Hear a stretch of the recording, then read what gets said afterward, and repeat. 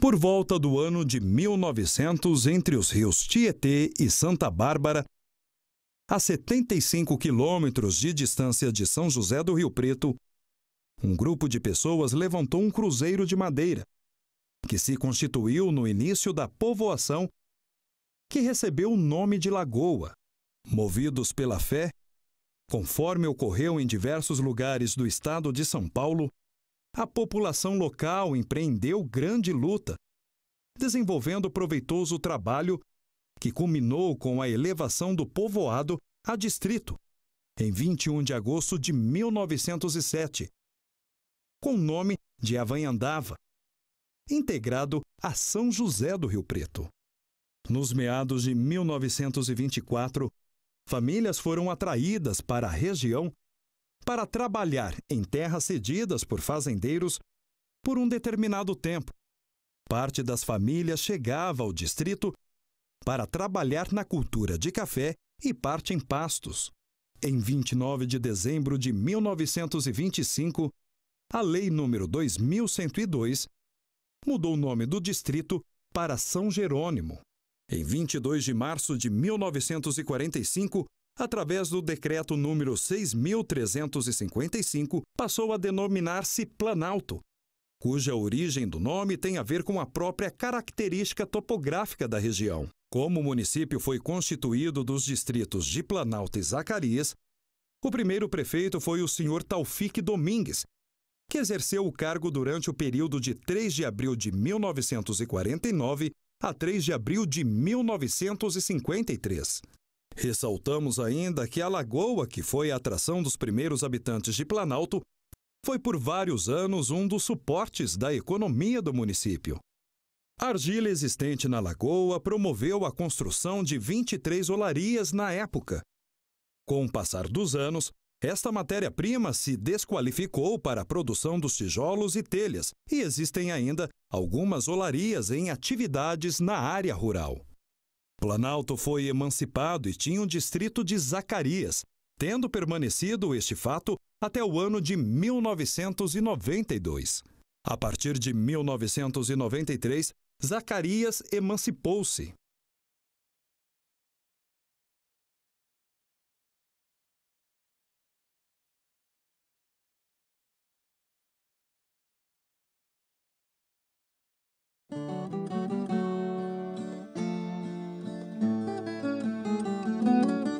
O fim do vilarejo de São Jerônimo, assim como a derrubada de sua capela estilo colonial, foi uma grande perda para todos os moradores da região. Dona Petita, moradora antiga do vilarejo, hoje residente em Planalto, cuidou da capela por 13 anos nas décadas de 1940 e 1950. A senhora fala com saudades do antigo vilarejo. Quando eu mudei para lá foi em 60, né? E a gente tinha a igreja estava assim, abandonada, porque não tinha quem cuidasse. Até foi uma coisa grande. A gente, quando morava no sítio, a gente vinha assistir missa ali, tempo das missões, a gente vinha, né? Vinha os padres de fora, de cada 6 meses, vinha padre, às vezes até um ano, levava para vir. Mas quando vinha, tinha festinha, tinha os situantes, tudo vinha, né? Era muito divertido. O meu sogro contava isso aí. E a gente... Quando eu mudei para lá, então eu já tinha a história. Eu só tinha 4 casas de barro que fizeram. Agora, das antigas, somente tinha uma que era serviço de farmácia, que era a farmácia do Tufi, você lembra, né? E a igreja, que a igreja é de tijolo, essa casa também era de tijolo. Agora, a igreja estava assim, mal cuidada, que morava ali, o pessoal dizia que era uma gente muito pobre também, tinha a chave tinha 15 centímetros a chave de lá. Eu gostaria de ter pesado, mas não tinha essa facilidade. Era desse tamanho, assim, a faixa grossa, argola grande, assim, coisa interessante. Essa chave ficou lá com o Ezequiel e perdeu também, né? A chave muito bonita. A igreja era construída, ela não tinha um prego, vocês vão ver na fotografia, não tem nenhum prego. A prego que teve depois que reformou, mas ela... como foi feita, era tudo em caixa. As madeiras de cima, e não é caibrozinho assim, não, era esteio assim, ó, mais ou menos assim, quadrado, geruíra. Então tinha essa parte a parte do meio colocaram outra coluna de aroeira também de fora a fora.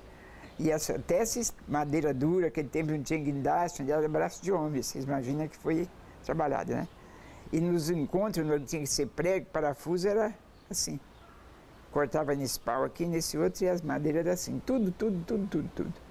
Portal, era tudo, né? Tinha 2 andares. Tinha feito um coreto assim, em volta da igreja, tudo. Aí, que enchia muita igrejinha, era pequena, então ficava gente em cima, ficava gente embaixo, a gente cantava. E ali, quando eu peguei, era assim, tinha aquelas escadinhas e tudo e tal. Tinha o sino de bronze, e aí eu fiquei 12 anos ali. Aí a gente cuidou como pôde, o povo ajudava, fazia umas festinhas, umas quermesses, para ir conservando, né? Aí reformou, deu uma pintada, consertou alguma coisa que estava... Aí eu morei ali 12 anos. Aí depois vim para cá, foi quando eu teve os gêmeos, então eu vi que na cidade estava mais fácil. Depois daqui, aí eu já não fui para lá mais, eu fui para o sítio. Nós temos um sítio aí. Fui para o sítio, a igreja ficou lá outra vez abandonada. Aí veio um vento, mas não sei quanto tempo levou depois que eu fui, deu esse vento e a igreja caiu, né? Caiu a parte do altar. O altar, a fotografia da igreja não mostra. O altar, ele tinha uma pintura assim, que eu gostava de admirar, que parecia um mármore, era pintado da madeira. Até imagina, os homens daquele tempo, com toda dificuldade, tinham uma inteligência. Se olhava certinho assim, quando se olhava, dá a impressão que era um mármore. Tinha aquelas, muito bem feitas. Gente, para dar a impressão de mármore. Tinha as 3 imagens, São Sebastião, São Jerônimo e Nossa Senhora do Carmo. As imagens que tinha na igreja. Conforme relatos, a construção foi feita inicialmente para abrigar tropas do Império que passavam pela região com destino a Itapura, nas margens do rio Tietê, na divisa com o estado de Mato Grosso. Os moradores relatam que a primitiva obra de engenharia foi construída sem pregos, por meio de encaixe dos baldrames. Do vilarejo de São Jerônimo, restaram apenas fotos e lembranças de pessoas que foram batizadas ou que até mesmo se casaram no local. Na pesquisa, descobrimos que parte do que restou da antiga capela do povoado está guardada na fazenda de Cláudio Lucchesi. Lá encontramos o portal, as janelas, os nichos, os altares e demais elementos que fizeram parte deste importante patrimônio arquitetônico. Cláudio Lucchesi nos contou um pouco desta parte da história do local. Meu nome completo é Cláudio da Veiga Lucchesi e esse sítio pertencia a meu pai, o sítio São Jerônimo. Hoje ele pertence a mim, que ficou no espólio como herança para mim. Esta era uma capela que de vez em quando funcionava e ela tem um estilo colonial brasileiro, todo em azul anil, etc. Com os altares todos em madeira, etc. E tijolos ainda de adobe, boa parte deles. Esta capela um dia ruiu e veio abaixo. Eu já estudava, já fazia faculdade em São Paulo, já estudava para lá. E quando eu soube disso, comecei a voltar para cá com meu pai e insistir com ele que nós retirássemos aquilo que existia ainda lá. Porque boa parte sumiu. O sino, por exemplo, eu sei que o bispo levou, que está em Rio Preto isto. A imagem de São Jerônimo me dizem que está na igreja de Planalto, mas eu não tenho certeza se é a mesma, etc. A parte da camiseira, dos paramentos dos padres que ficavam na sacristia, esse móvel nunca mais achamos.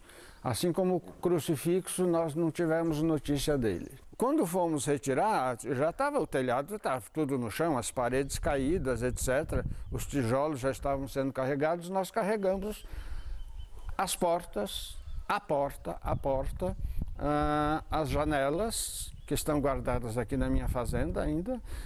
São peças muito interessantes porque elas não têm pregos, elas são de encaixe, principalmente essa parte da arquitetura. E carregamos também os altares, parte dos altares que sobraram, como esse que está aqui do lado. São 2 nichos que existiam na capela, são decorados com temas da época, com o estilo da época. Uma outra parte que é aquela divisória entre o altar-mor e o público que frequenta a igreja. Enfim, é isso que nós tivemos só o cuidado de trazer para não ficar lá abandonado no tempo, apodrecendo, porque meu pai sabia do valor histórico disso e eu, como sou afeito a essas coisas, às obras de arte, aliás, é a minha profissão, me interessei. Tudo que fiz foi isso, ajudar só. Na verdade, não foi nem eu, nem meu pai que carregamos, foram os funcionários da fazenda do meu pai que tiraram as coisas, carregaram, pusemos em carretas e trouxemos para cá, para minha fazenda. Eu, particularmente, tenho muito interesse de que isso seja reconstruído. Entende? E o material que, por acaso, minha família retirou para não ficar lá, é devolvido imediatamente para o patrimônio público. Olha, para mim, desde o tempo que conheci a capela inteira ainda, e depois com a derrocada dela, sempre foi motivo de grata emoção mexer com artes e poder verificar as coisas de arte, poder vivenciar estas coisas. Então eu acho que o que fizemos foi preservar um pouco a história daquilo que tínhamos só, entende? Daquilo que estava nas nossas possibilidades. Eu tenho o maior interesse que isso se restaure, etc.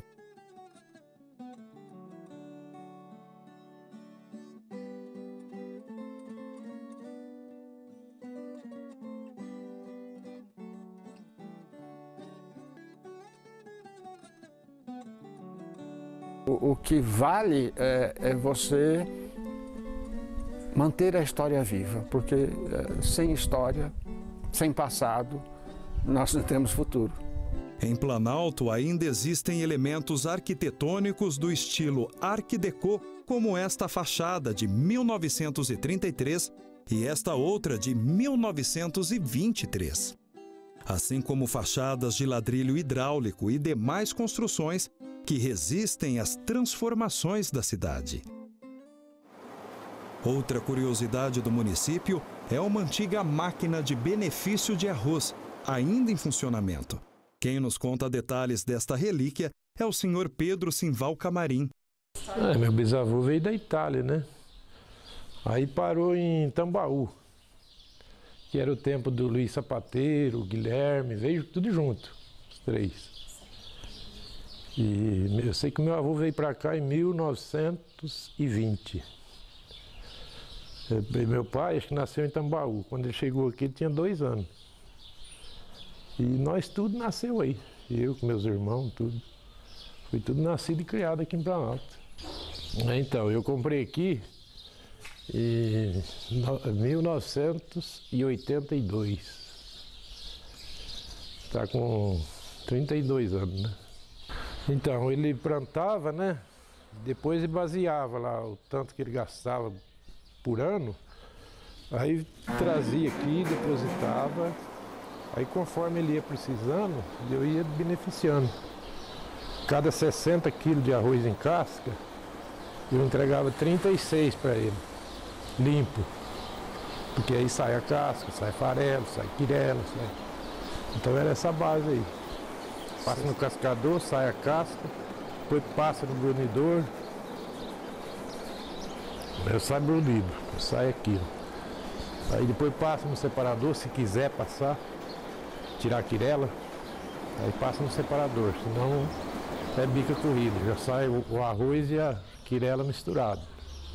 Era a base de 4 sacos por hora. 4 sacos de 60 quilos por hora. Aqui, essas ruas aí, quando chegava no tempo da colheita, enchia tudo de arroz e tinha hora que não tinha nem jeito de ser passado. Eu conheci esse Planalto aqui, rapaz. Condução, acho que se tivesse umas 10 condução, era o máximo. Era muito.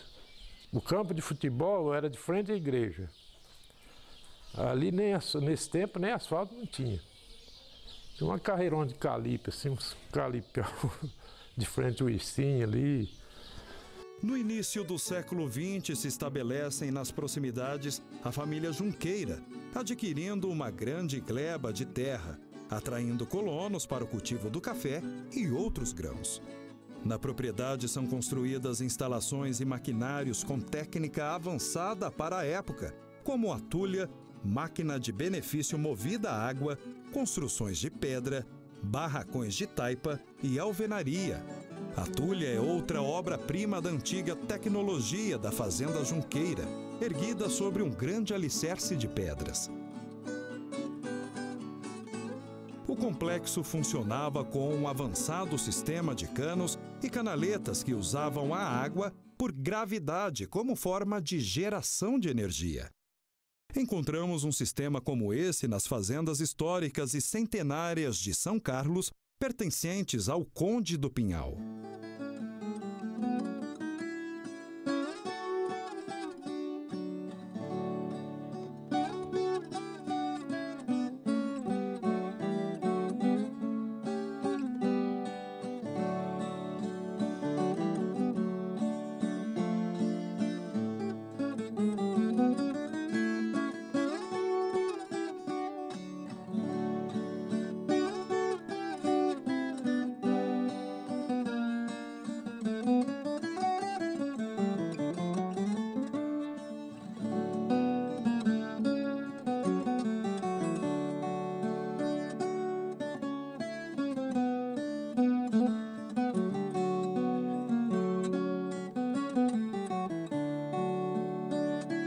Outro impressionante sistema de beneficiamento de grãos é um antigo moinho para a produção de fubá à base de milho, que faz parte do antigo complexo industrial da propriedade.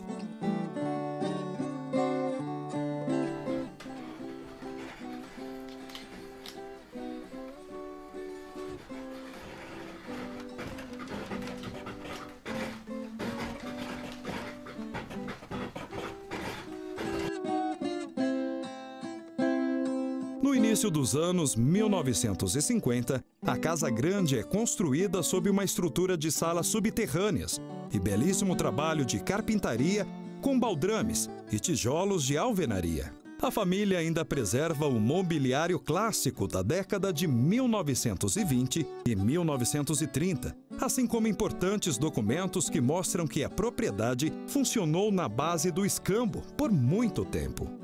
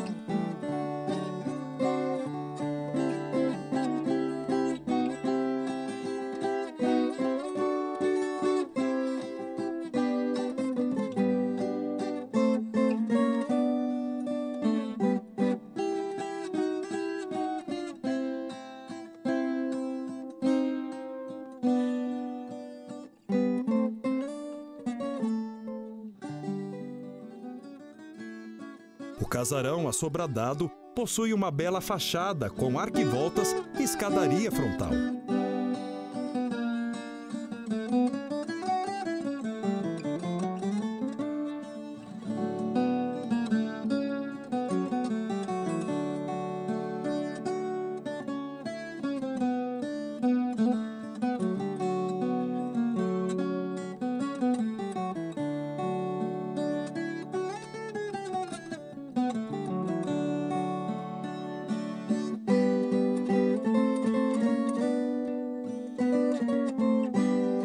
No porão, além de grandes salas, existe um antigo escritório que conserva objetos e exemplares da fauna encontrada na propriedade.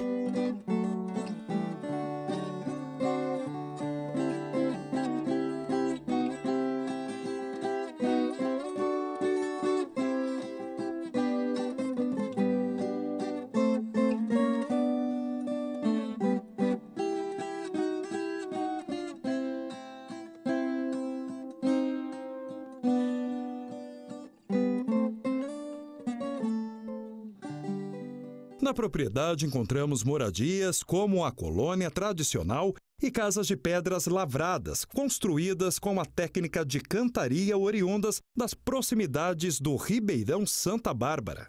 A cantaria é a pedra talhada de forma a constituir sólidos geométricos, normalmente paralelepípedos, para utilização na construção de edifícios ou de muros.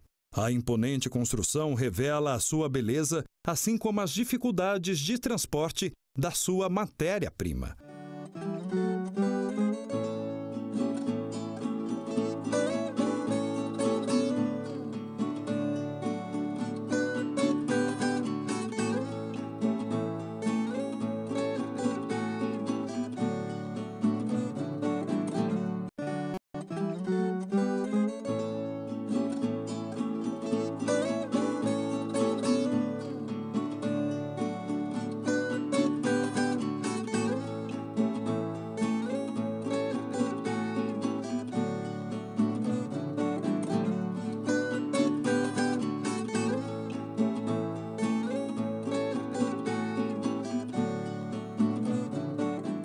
Eu nasci na cidade de Planalto em 1966, no sítio do meu avô, onde ele conseguiu, através de ser carreiro com o próprio carro de boi, conseguiu comprar 10 alqueiros trabalhando com carro de boi. Ele veio para Planalto em 1918, veio do estado de Minas, Barros de Minas. Foi um grande oleiro, certo? Antes de ser evangélico, ele foi violeiro. E meu pai, o mais velho do meu avô, ele estudou no grupo de Planalto, foi escoteiro, participou em grande fanfarra, que era do próprio município. A história diz que meu pai foi muito importante em fanfarra, desfile. O meu avô, como ele tinha essa história de carro de boi, meu pai fizeram muita desfile, ele participando no lugar do meu avô com carro de boi. Todo o aniversário da cidade de Planalto, meu pai era atuante em desfile de carro de boi. Serenata em Planalto era muito envolvente a música sertaneja. Até então o Tião Carreiro, que foi um cantor muito famoso, muito querido pelo nosso Brasil. E o Canela, eu lembro um dia que o Canela representou o Tião Carreiro no circo. O Tião Carreiro não tinha voz e o Canela ficou atrás, que é o Jarme. Então, eu sempre gostei do violão, mas eu aprendi muito com o Canela e o Delei Teixeira, o Vanderlei Teixeira, que é da família dos Teixeira. Foi muito importante na música sertaneja do nosso município. E o João Lu. Então, eu aprendi a cantar sozinho, sem nada, com eles. Assim, sozinho que eu falo, sem professor de aprender, ele sempre falava, a gente tem que ser natural. Aquele que canta, canta sempre. Isso o Canela falava. E a gente, quando não sabe uma letra, você tem que completar a letra. E isso eu nunca vou esquecer, das serenatas, galinhada, que eu participei. Eu, muito jovem, tive a felicidade de participar com os grandes violeiros da cidade de Planalto, que é o Jarme, que é o Canela, e o Vanderlei e o João Lu. Meu avô, por exemplo, ele fez a teia Planalto. Ele fabricou telha. A telha francesa, não a telha comum. Ele, o finado seu Silas, era um mineiro também. E depois, assim, eu tive a felicidade de ser corretor de tijolo. Eu trabalhei de AME, eu arrendei uma olaria do seu Geraldo e trabalhei assim, ele me falou, você vai trabalhar, ele tinha tudo e me deu olaria. E através daquilo eu fui fazendo tijolo e comprando e vendendo, eu comprei aquela lagoa de Planalto, um pedaço da lagoa. E que dava 2 alqueiros, um alqueiro de água e um alqueiro de terra. E eu lembro que eu fui fazendo tijolo e o meio ambiente pediu para mim, para que naquela época, acho que foi em 99, quando saiu a lei, e eu fiz uma proposta, tive a felicidade e plantei 2.000 árvores no que eles pediam. Eu tinha um tio meu que trabalhava para mim. Eles começavam mais ou menos às 3 horas da manhã, pegava o burro, que é o animal, Era uma mula, me lembro, o burro chamava gaúcho e a mula rolinha. Aquela pipa de pau mesmo. Às 4 horas da manhã fazia o tijolo e minha mulher cortava, minha sogra cortava. Aí depois, até umas 10 horas da manhã, acabava de amassar, outro burro puxava o barro na lagoa com a carroça de pau, tirado na pá. O barro é o seguinte, ele exige, quando o barro é bom, ele aceita tirar na pá. Hoje existe a máquina. mas você tem que ter um processo de muito maquinário para fazer o tijolo. Mas antigamente era natural. Você conseguia arrancar o barro na pá. Então era o seguinte, o percurso era, levantava 4 horas da manhã, até umas 10 horas era uma turma, depois vinha uma, depois levantava o tijolo que era feito, engambetava. Aí aquele um que foi dormir, que trabalhou até 10 horas da manhã, à tarde enfornava. E queimava a lenha. Era uma cultura que Planalto gerou emprego para muita gente que conseguiu essa conquista até chegar às outras indústrias. Eu fico muito grato por ser planaltense e ter nascido no meu município. Meu avô veio de Minas e ajudou a abrir Planalto. Meu avô, por exemplo, antes da nossa cidade de Planalto, ele chegou a morar no São Jerônimo. Teve olaria lá. Aliás, Planalto era lagoa. Meu avô foi um dos primeiros de abrir a lagoa. Na região existem várias olarias. Em Planalto temos a Olaria da Providência, responsável pelo abastecimento de tijolos em muitas cidades paulistas. A Lagoa São José, situada na Fazenda São José, é uma antiga olaria que serviu como área de extração de argila branca, mais conhecida como pó de mico. Hoje alagada para o cumprimento da legislação ambiental, devidamente preservada com um plantio de mata ciliar, várias espécies de nossa fauna e flora estão protegidas no local. Dessa lembrança eu era muito pequeno aí na época, né? Quando meu pai morava sempre viva. Eu entrei na companhia, eu tinha uns 13 anos. Na época eu nem tocava nada, só ficava com um chacoalhinho lá, pandeiro. Aí fui aprendendo a tocar cavaquinho, do cavaquinho passei pro violão passei para viola. Aí depois que eu fui cantar, comecei a cantar com 18, 19 anos. Mas naquela época eu saía no dia 24, depois do almoço, né? Porque o pessoal passava com a família, dia 24. Saía dia 24, ou mais provável dia 25 depois do almoço. Saía dia 25, andava-se dia 25 até dia 1º de janeiro. Depois dava uma parada para recolher as prendas. O pessoal saía pedindo a jutória. O pessoal naquela época era farto. A fartura era diferente de hoje, tinha mais fartura assim no sítio, né? Saía pelo sítio, na cidade, arrecadava essas prendas e no dia 6 fazia a tão esperada chegada. A base da festa de Folia de Reis era o macarrão, o frango, a carne com batata e finalmente a leitoa no tacho.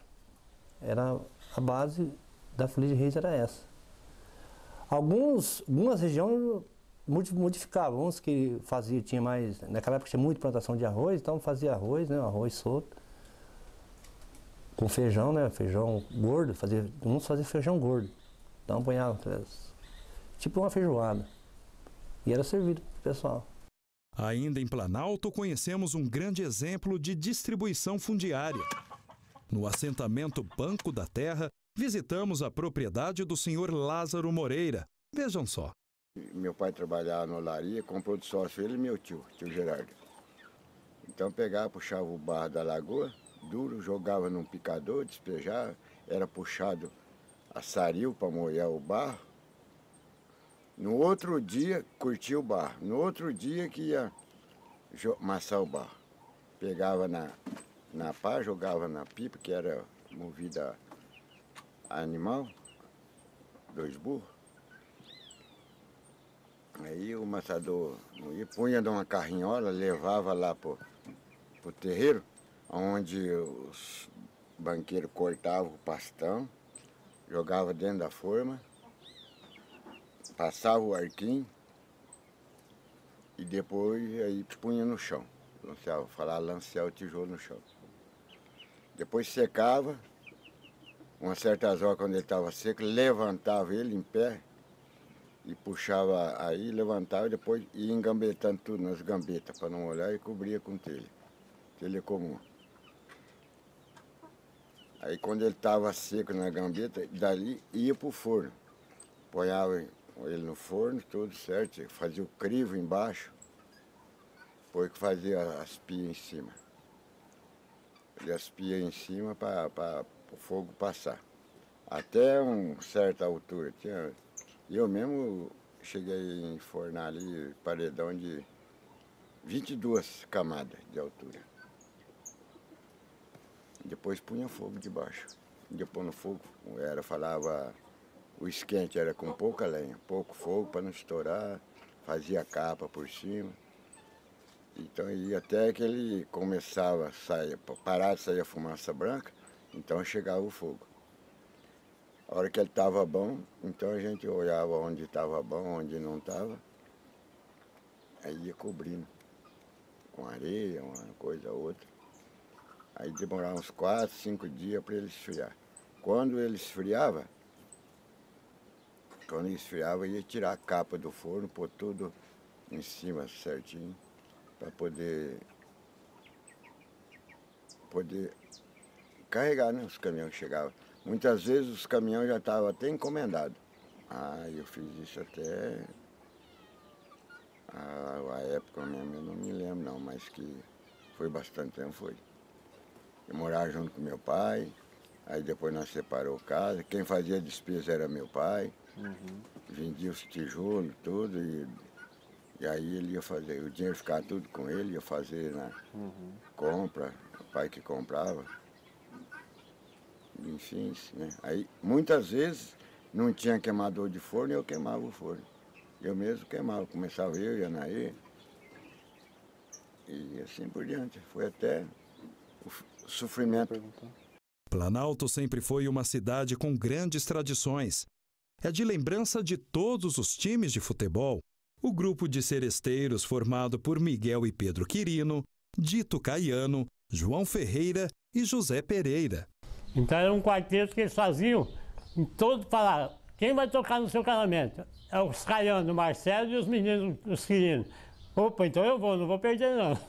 E as tradicionais festas de reis. Quem nos conta esta parte da história de Planalto é Célia Aparecida Pereira dos Santos. Meu pai mexia com folia de reis, era mestre de uma companhia.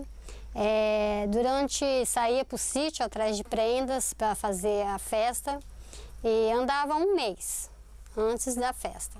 Marcava a festa em janeiro e já ia o preparativo das comidas, matava vaca, porco, galinha, fazia tudo no tacho.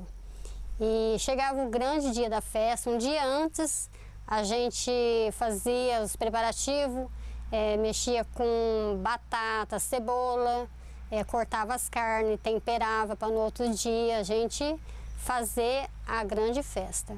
Meu pai foi o único mestre de companhia de Santo Reis de Planalto. Depois meu pai faleceu, meus irmãos também não pôde levar para frente, né? Que a companhia de reis tem 10 integrantes. É mestre, contamestre, tala, talinha, talão, né? Vamos ver que o povo entende, né? Caixa, pandeiro, reco-reco, viola.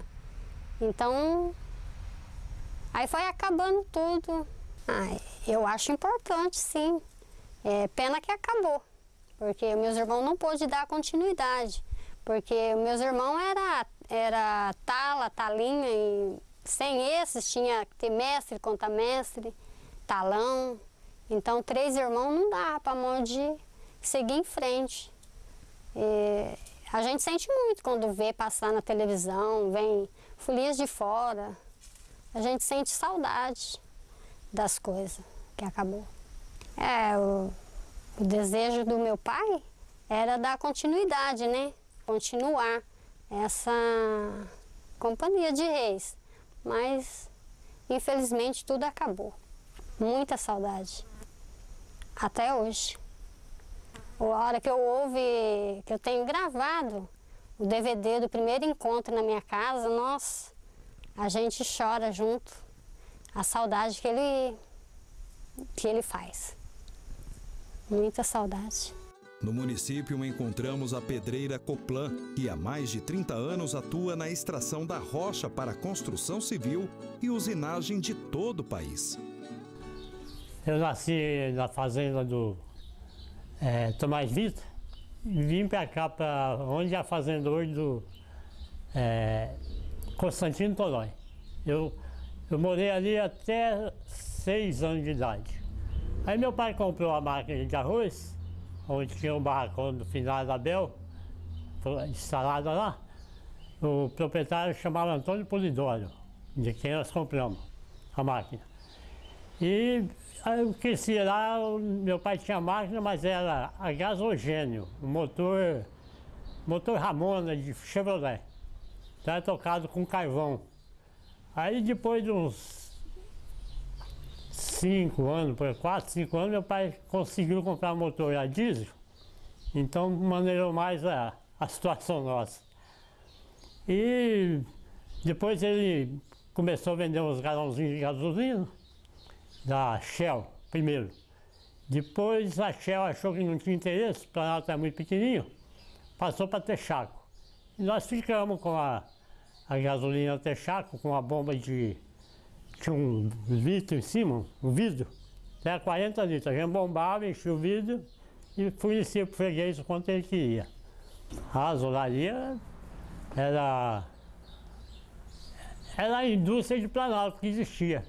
E o tijolo 29, que até hoje tem propriedade construída com ele. Era um tijolo mais ou menos uns 35 centímetros, por uns 5 de espessura, e não pesava 1 quilo. Levinho, pó de mico puro.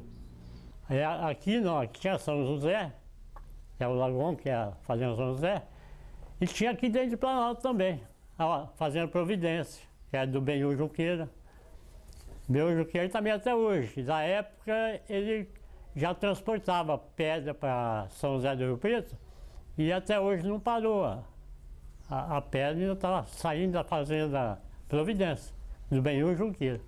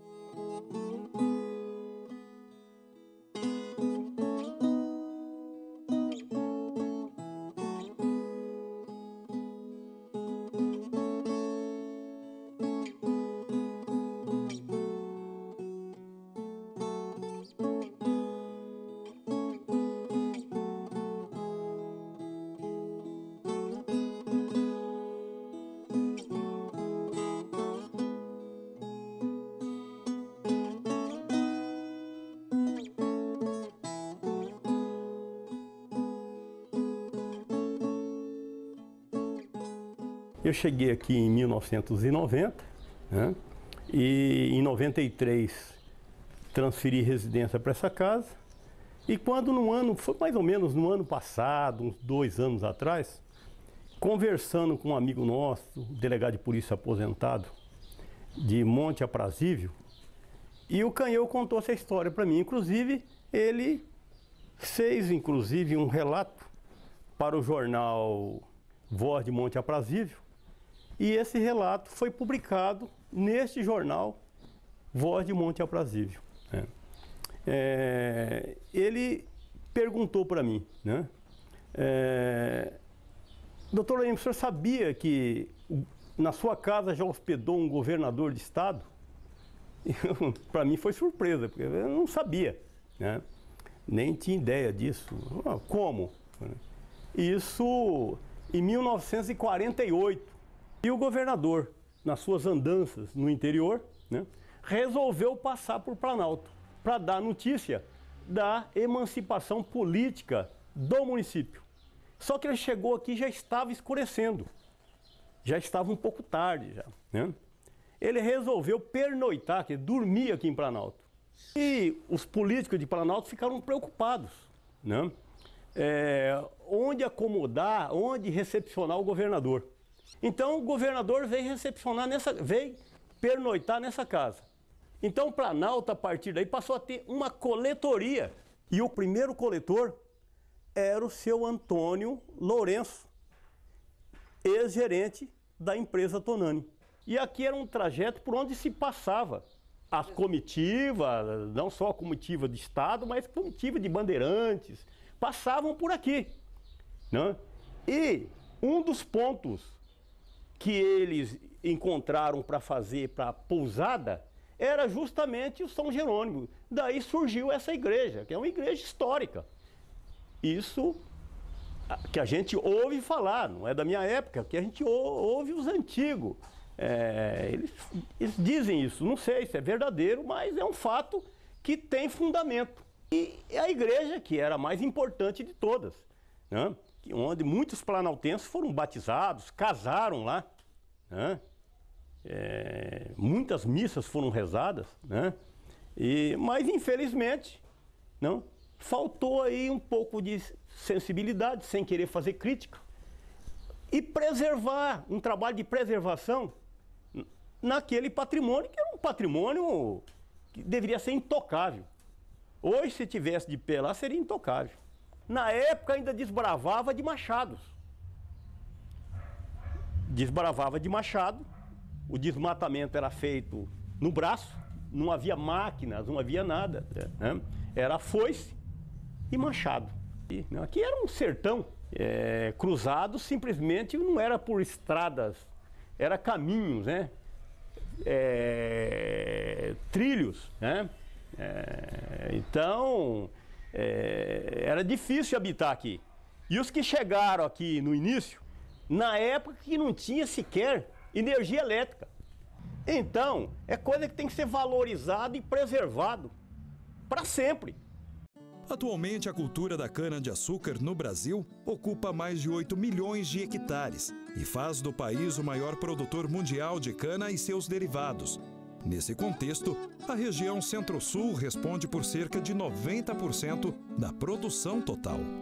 O estado de São Paulo, maior produtor, e as usinas vêm buscando viabilizar a sustentabilidade desse agronegócio por meio de um protocolo de intenções, regido por lei, em que a prática da queima da palha da cana tem sido abolida, onde praticamente já eliminou esta ação. A completa adoção da colheita mecanizada da cana-de-açúcar possibilitou maior ganho ambiental e resultou em menor emissão de poluentes atmosféricos, proporcionando benefícios à fauna e à flora. Em nosso município, há várias propriedades rurais que têm como atividade o cultivo da cana. São poucos os municípios vizinhos que abrangem tamanha reserva legal. No município existem propriedades com 160 alqueires remanescentes de Mata Atlântica, com uma rica fauna e flora que ajuda a preservar os rios Santa Bárbara e o Rio dos Ferreiros, principais afluentes do Rio Tietê nessa região. A flora da região é composta por 75% de mata originária de cerrado e 25% de mata atlântica. Temos mata nativa preservada na fazenda da família Junqueira e na fazenda Braito, que abriga em sua área de reserva legal 160 alqueires de mata nativa, com as mais variadas espécies de vegetação. Esses dois biomas são considerados centros de grandes diversidades biológicas. A gente veio para Planalto em 1967, nós somos de Nova Itapirema. Aí meu pai tomava conta de uma fazenda, veio passear aqui. E ali o nosso comércio era um bar. E ele comprou esse bar e transformou num secos e molhados também, né? E ficou 20 e poucos anos, porque meu pai morreu em 89 e depois que ele morreu era secos e molhados ainda. Aí eu transformei na mercearia.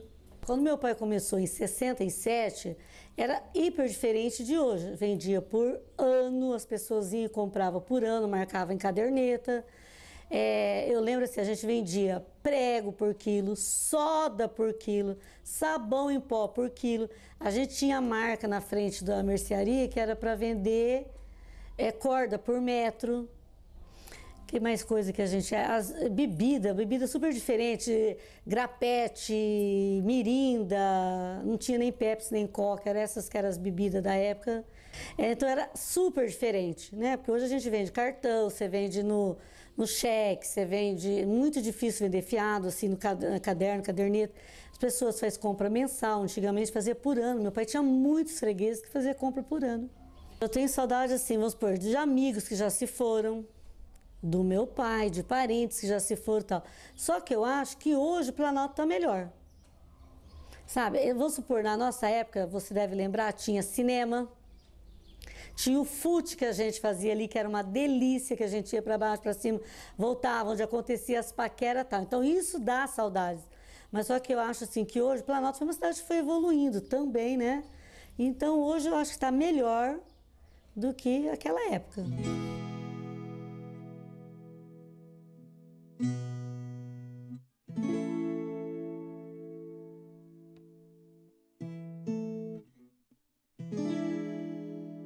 O meu pai veio para esta cidade em 1932 e o meu pai era agricultor.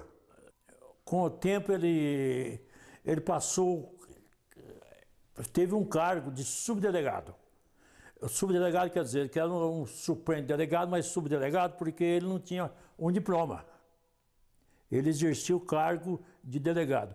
E meu pai resolveu muitas coisas aqui, muitos crimes aí, muitas coisas que não é qualquer investigador que delegado formado naquela época, era formado, não conseguia. Meu pai viu o caso, ele pensava, e ele exerceu 14 anos como delegado de polícia.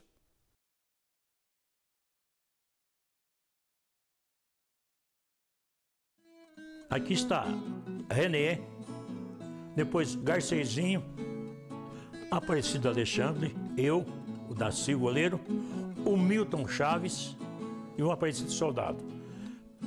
Pela direita, agachados, estão o Ila, o Joãozinho, o Oga, o Dito Carega e o Perazinho. Então, essa partida foi até uma partida memorável que inaugurou este gramado. O ponto foi o seguinte, quando eu casei, né? Casei, precisava ter uma independência. Eu não queria ficar morando com meu pai lá. Aí foi quando surgiu o seu Manel Bechó, falava cabeça, né? Tinha apelido de cabeça, e me ofereceu se eu queria comprar o Bar do Ponto. Eu falei, eu compro o bar, mas se você vender a casa também. A casa não era dele, era do Mané Ferreira, que morava lá em Jales, mais ou menos, para aquele lado. Aí eu peguei, ele falou, não, eu vou atrás disso aí. E pegou, me vendeu o Bar do Ponto com a casa também, né? E eu comecei a trabalhar no Bar do Ponto. Trabalhei no Bar do Ponto 31 anos, 3 meses, 17 dias, porque estou fazendo a conta que eu só saí do Bar do Ponto quando eu fui eleito prefeito. Daí eu deixei o Bar do Ponto, até muito triste, né, que uma convivência ali, né. Mas o Bar do Ponto era um bar muito movimentado e eu só fechei as últimas sexta-feira da Paixão, mas até sexta-feira da Paixão eu trabalhava lá. Eu fazia o sinal da cruz primeiro, antes de abrir o bar. Falei, se Deus quiser vai dar tudo certo. Graças a Deus, o pessoal até hoje me elogia, até hoje lembra do sanduíche, da salsicha, né? que a dona Isa fazia lá, né? A tia Ica, ela era dona do cartório. Ela era uma pessoa caridosa, gostava de muitas coisas certas, era tudo anotado, todas as contas, tinha a notinha onde que devia, o que tinha que comprar, o que tinha que pagar. Ela lutava muito, porque primeiro não tinha pagamento o cartório. Ela recebia de acordo com o que ela fazia. Ela tinha, assim, ela fazia registro de nascimento, de casamento e de óbito. Ela, no começo, ela escrevia com uma caneta de pena, que era no tinteiro. Depois ela conseguiu adquirir uma máquina de escrever, que ela, com muita dificuldade, ela digitava com um dedinho. E exigia, assim, que tinha que sair certinho, e o português, que era uma coisa que ela exigia muito, a leitura. De primeiro, a tia Ica contava que para as pessoas casarem, que era de menor, que saía de casa que os pais não queriam, ela abrigava na casa dela, até o dia do casamento, as meninas, porque só podia sair de lá casada. Agora, eu recebi de herança da tia Ica uma caixa, a caixinha de recordação da família, quando eu fiz 15 anos. Ela me deu essa caixinha com várias orações, cartas, e ela falou que era para mim guardar para sempre, que era escrita, caía a caneta. Ela me deu de presente a caneta, que eu tenho até hoje guardada. E minha mãe tinha outra caixinha que a tia Ica também tinha dado para ela, que ficou para mim também, que é a caixa de herança, que é a relíquia da família. Isso foi por volta de 1958, por aí. Todos os documentos eram assinados pela Maria Aparecida de Moraes, porque era tudo escrito à mão, com caneta tinteiro na época.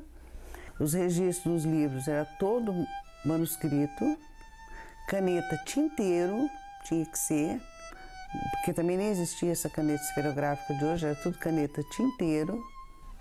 Usava-se na época muito mata-borrão, que eu acho que muita gente hoje nem sabe o que é isso.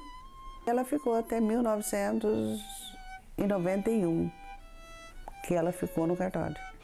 Escrituras, óbito, procuração, tudo passava por ela. Ela era a encarregada geral do cartório e única funcionária. Não tinha outra pessoa que fizesse e ela só assinasse, era ela que fazia tudo no cartório. Durante a pesquisa, encontramos um importante documento do ano de 1934, que mostra o primitivismo da época em forma de um documento em nome de Adelaide Lázara de Macedo, solicitando ao senhor juiz de direito de Monte Aprazível autorização para votar. Ilustríssimo senhor juiz de direito em Monte Aprazível, eu, Adelaide Lázara de Macedo, brasileira, casada, de prendas domésticas, com 33 anos de idade, filha de Antônio Felipe de Macedo e Maria Paulina de Macedo, natural de São João da Boa Vista e residente nesse distrito de Planalto. Juntando a prova de maioridade, requer a Vossa Excelentíssima que se digne julgar-se qualificada para inscrever-se como eleitora conforme a lei. Nos termos, para deferimento, Planalto, 17 de agosto de 1934, Adelaide Lázara de Macedo. É um documento que teria que ser feito de próprio punho, porque senão não era aceito pelo juiz da comarca. No município de Zacarias, há na Praça Central uma escultura de Antônio Zacarias, o fundador da cidade. Na área rural, um antigo método de bombeamento de água está em pleno funcionamento.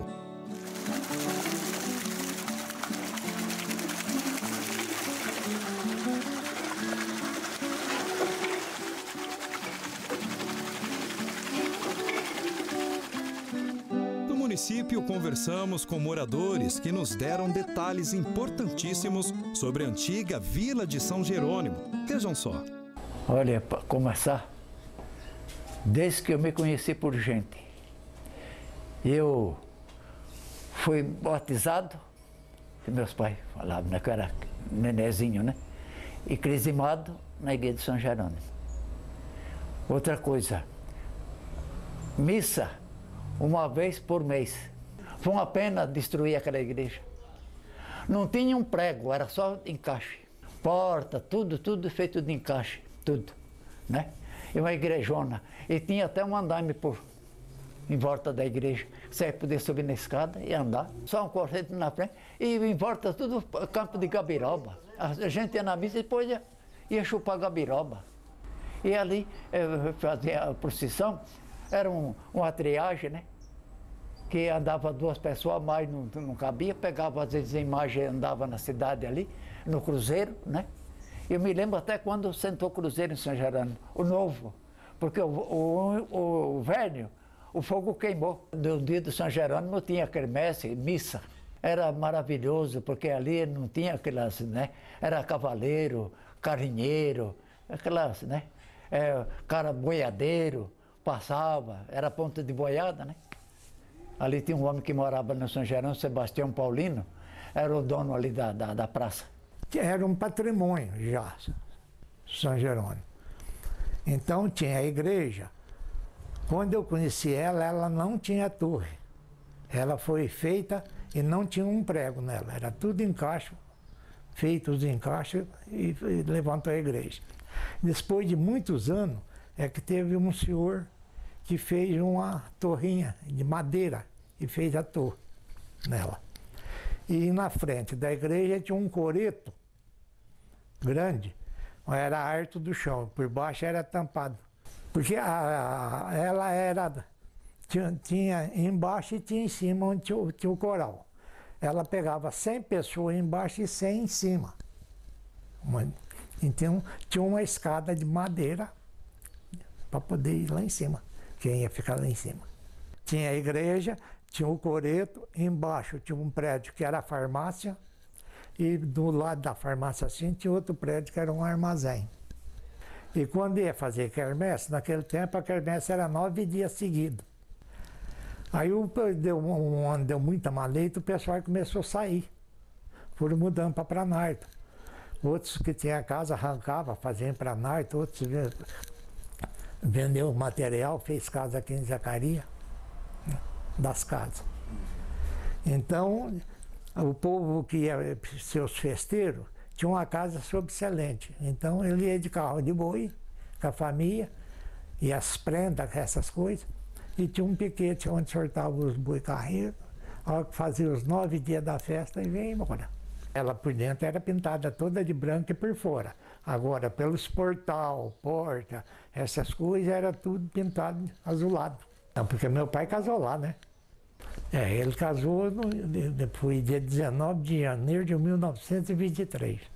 E nós éramos em 6 irmãos, tudo batizado lá, naquela igreja. E registrado no cartório que está em Pranarto, mas era de São Jerônimo. Porque aquele cartório que está em Pranarto, ele veio, era de Avanhandava. Ele veio para São Jerônimo, depois, quando acabou o patrimônio, ele foi para Pranarto. A igreja ela era de pau a pique, né? É assim, eu posso começar assim, né? Ela era de pau a pique, ela não tinha nenhum prego, e ela tinha os andames para andar por cima, assim, tudo. Tinha escada para subir, assim, depois subia, andava assim por rodé todinha, né? Depois o altar era tudo de madeira, né? E agora os bancos eram de madeira também, né?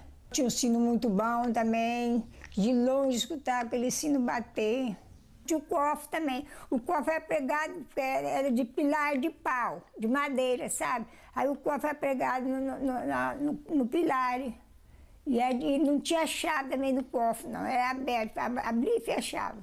No município de Turiúba, encontramos um belíssimo exemplar da arquitetura rural do final do século XIX.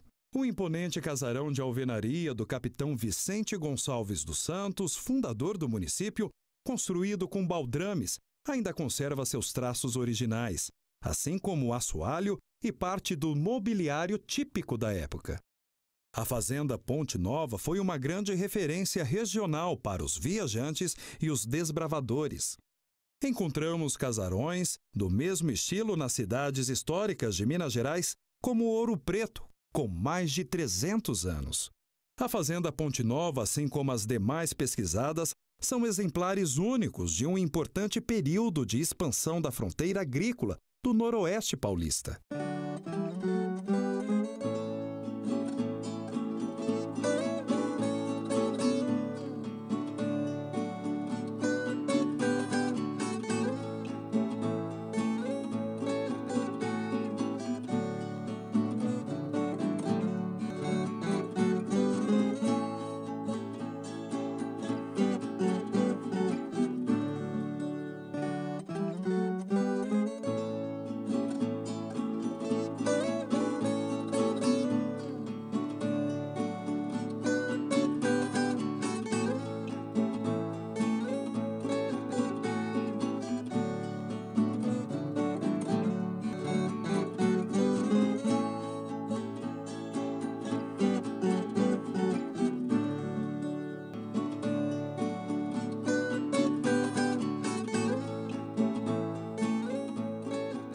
Muitas vezes a nossa população não sabe que nós temos isso, eles não conhecem os valores que nós temos mediante essa preservação. Contando a história do município de Planalto, desde a criação do município, vindo do patrimônio de São Jerônimo, antigamente nós tínhamos aqui o maior polo industrial era de tijolos de mico, que era da argila branca, não é?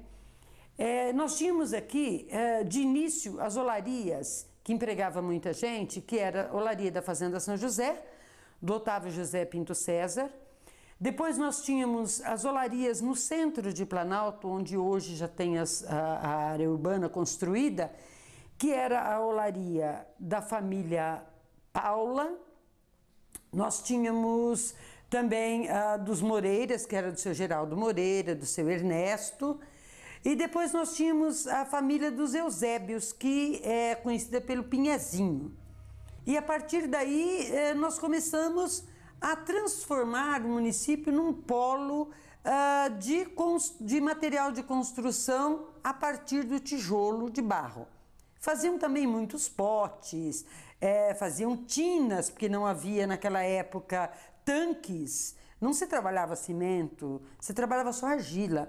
Então existem uns artefatos muito bonitos, que ainda algumas pessoas têm guardado como relíquia hoje. A partir daí, começou também a se expandir na Fazenda Providência. A Fazenda Providência hoje é um polo, o maior polo que nós temos aqui de tijolos pó de mico. Por quê? Apesar de hoje ser mecanizado, mas ainda tem muita mão de obra humana. Porque ali eles ainda têm a lavra para retirada dessa argila, coisa que no nosso município não tem mais. Por quê? Devido à questão ambiental, que hoje é lei, que você tem que proteger e não causar essa degradação na questão extrativismo. Falando de indústria, nós não podemos esquecer que nós temos a Coplan. Essa pedreira, conhecida aqui em Planalto como uma pedreira, é um extrativismo, não é? De rochas, onde nós mandamos para toda a região a brita maior, a menor, até mesmo pó, para se fazer asfalto, para se fazer construção. Tudo isso é legalizado. A Fazenda São José, quando chegou a notificação de que eles não poderiam mais estar retirando o barro, no linguajar popular, não podia tirar mais o barro pó de mico. Tinha acabado a licença do extrativismo. A partir do momento que ele não pôde mais fazer o extrativismo, ele foi obrigado a deixar que todas as minas alagassem aquela região. Então hoje nós temos um espelho de água ali enorme, enorme. Tudo aquilo ali que ficou em água hoje, existe muitos peixes, mas existe um local muito profundo que não é nem possível pescar ali, existe mesmo para a recuperação da degradação que houve no passado. E ao lado dela ele fez todo o plantio, compensando a degradação no plantio de árvores nativas, que ele tem cedro, ele tem aroeira, ele tem jatubá, ele tem vários tipos de ipê, eles têm vários tipos de angico. Então ele fez uma compensação de degradação ambiental. Nós temos ali em média hoje uns 5 alqueires de espelho d'água. Então 5 alqueires ficaram alagados. Tanto é que ela tem o nome de Fazenda São José, porque existe uma imagem mais que centenária que está debaixo de um grande pé de ficus, não é? E onde todas as pessoas têm o hábito de passar e lá agradecer as graças alcançadas. Então, aquilo ali é um ponto turístico, é um mito que nós temos.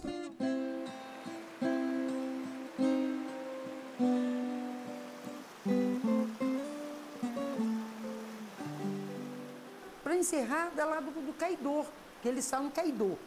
É daquele grande rio que ainda hoje tem todas as suas pedreiras, uma mata ciliar fechada, preservada e que ainda é um polo turístico, mas que, infelizmente, há muitos moradores, muitos planaltenses que não conhecem aquilo.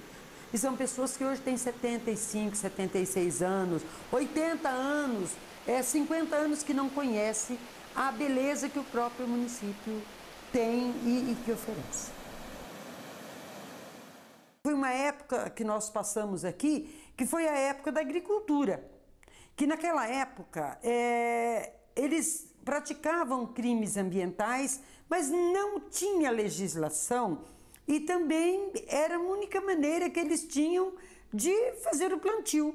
E tudo isso acontecia manualmente. Então, primeiro eles chegavam nas margens dos rios, na terra brejo, que hoje é chamado de APP, né? Área de Proteção Ambiental, que seria mata ciliar. Então eles colocavam fogo nisso tudo, depois eles vinham arrancando os tocos destas árvores e ali eles plantavam o arroz de Varjão, eles plantavam o feijão das águas. Tudo isso eles faziam, mas eles não faziam como é feito hoje, numa dimensão muito grande, para grandes plantadores. Era agricultura familiar de hoje, mas era feito dessa maneira. As fazendas plantavam muito algodão. Então nós tínhamos aqui, a maior lavoura de algodão era aqui na região de Planalto. Nós tínhamos aqui a lavoura de algodão, nós tínhamos a lavoura de arroz, do feijão, do amendoim. Nós tínhamos aqui a lavoura também, que eles plantavam na época muita abóbora e tivemos café. A partir daí começou a chegar os grandes produtores.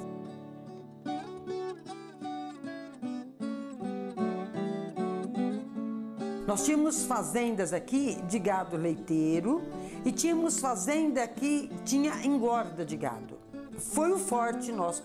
Nós temos também aqui na região hoje tanques de piscicultura e depois que tudo isso foi acontecendo veio aquela crise de que o governo em si não tinha como dar um total apoio à agricultura.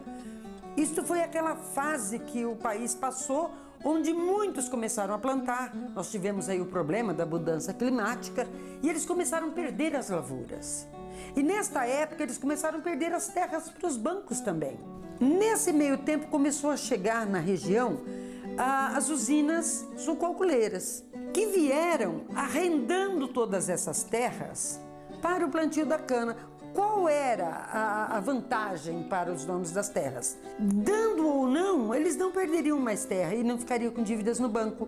Por quê? Porque eles arrendariam as terras, teriam o plantio desta cana e tudo isso reverteria para eles num sossego econômico. E ela veio contribuir muito, porque hoje nós temos aí tamanduá-bandeira, cachorro do mato, nós temos aí siriema, nós temos aí veado campeiro, nós temos jaguatirica, nós temos inúmeras serpentes e tudo isso eles vieram devido à cana.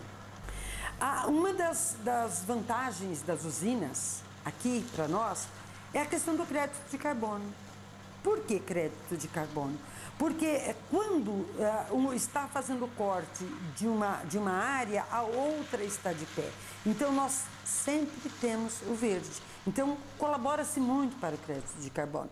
Então, se você olhar o avanço e o retrocesso, nós Nós tivemos muito mais avanços do que retrocessos. E ainda digo mais, hoje a humanidade já está, essa nova geração já está consciente de que é necessário cumprir as leis, não causar os crimes e também de preservar e recuperar o patrimônio da humanidade, que é o nosso solo, que é a nossa água e que é também a sobrevivência das futuras gerações. Planalto tem hoje uma das maiores áreas verdes de toda a região, na questão reserva legal. Somando-se tudo isso, nós temos uma quantidade de arborização verde, de mata nativa, muito grande para o tamanho do nosso município. Eu tenho uma raiz indígena, nós somos remanescentes de indígenas por parte do papai. E tudo isso vem fazendo com que a gente vem estudando, vem buscando. Eu sou amante da natureza, eu gosto, eu preservo, eu auxilio as pessoas em tudo aquilo que elas precisam, oriento. E nós vemos que a evolução foi muito grande de uns 10 anos para cá, na questão respeito com a natureza, principalmente no nosso município. Com todo esse documentário feito, nós conseguimos resgatar do município todos os recursos hídricos, nós conseguimos saber de toda a nossa fauna, de toda a nossa flora e também de recuperar a história do renascimento do nosso município, de quando começou do patrimônio do São Jerônimo até a emancipação e hoje o avanço que está o nosso município de Planalto. Eu vejo que com tudo isso nós só crescemos e aprendemos a valorizar o que o município tem e que com esse documentário, com certeza, todos conhecerão uma história ainda desconhecida por muitos do nosso município.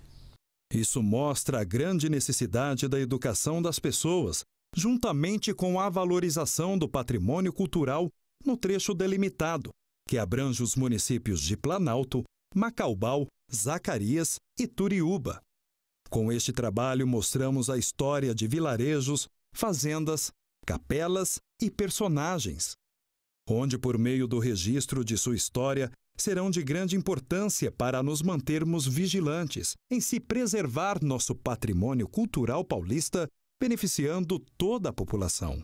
Até hoje, existem moradores antigos que vivenciaram e trabalharam nesses locais, assim como ainda dominam as técnicas artesanais de produção de cerâmica e tijolo de barro, repassando para as próximas gerações informações sobre o patrimônio cultural representado através das fazendas e olarias que durante décadas utilizaram e ainda utilizam a fauna e a flora como área de atuação no entorno do município, revelando uma importante parte da história da ocupação do interior paulista.